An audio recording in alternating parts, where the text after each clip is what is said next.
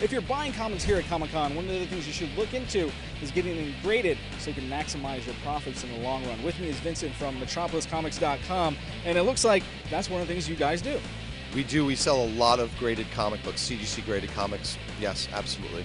Now, let's talk a little bit about what CGC is. Can you explain what that is? Basically, it's a third-party grading system, whereas before, comic dealers would grade a comic book and sell them, and buyers would buy them.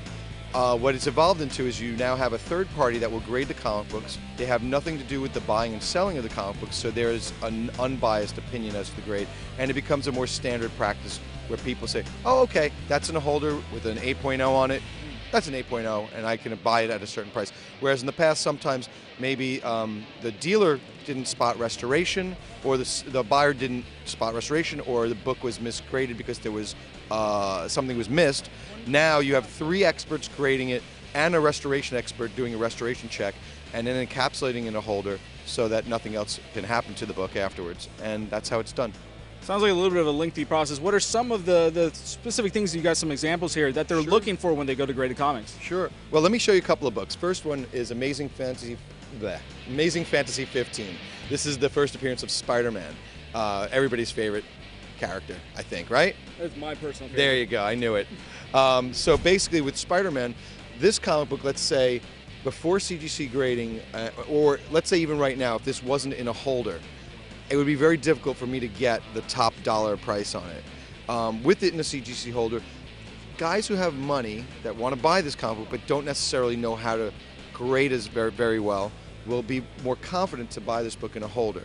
And they'll spend the $150,000 it would take to buy it. And to get a 9.0, you were talking about really almost mint condition here, no bent corners, no discoloration, what kind of things? Only very, very minor defects on the book. Yeah.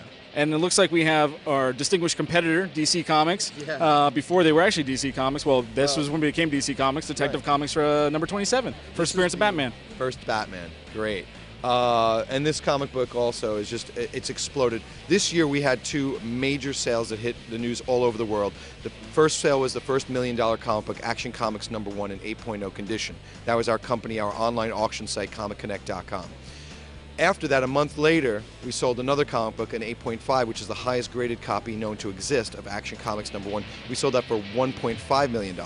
What this did is this had a cascade effect into other key Golden Age and Silver Age characters, and this book jumped up in value tremendously. This book right now can be bought right here at the con for $320,000. A few years ago, it might have been half that price. And that's at a 4.0. 4.0. What kind of grading is it? It looks like we have wrinkles and stuff. Yeah, so you have basically what you have here is you'll have a spine split over here that's about 1 inch. You have some color breaks on the book, a little bit of foxing, which is when fungus and bacteria grow on it, and some minor abrasions and discoloration. So basically when you have that, it brings the grade down. And the back cover is pretty dandy. It has some stains on it, which also detracts from it being close to that perfect grade. So still, if you have something that looks a little beat up in your closet, it's worth kind of checking out. Give us a call. Yeah. And I'll show you one more book. One more book, a real classic. This is a kind of a crown jewel of the comic books here, Action Comics #1. This is the holy grail of holy grails. This is Action Comics #1, first Superman. This is the comic book that started the entire superhero craze, created by Siegel and Schuster. The great thing about this book is a great story behind it. We're going to be auctioning this off in the Comic Connect event auction starting August 27th.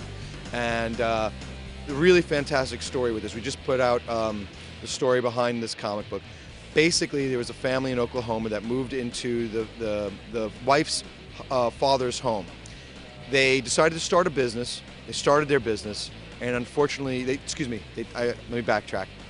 They moved into the home. They took a second mortgage out on the home to start a business. Unfortunately, the business failed due to the economy and everything, and the bank was coming in to repossess the home.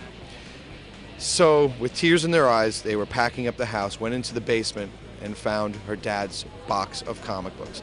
Most of the comic books were very inconsequential, maybe worth $30, $40. However, they stumbled upon this book, Action Comics #1.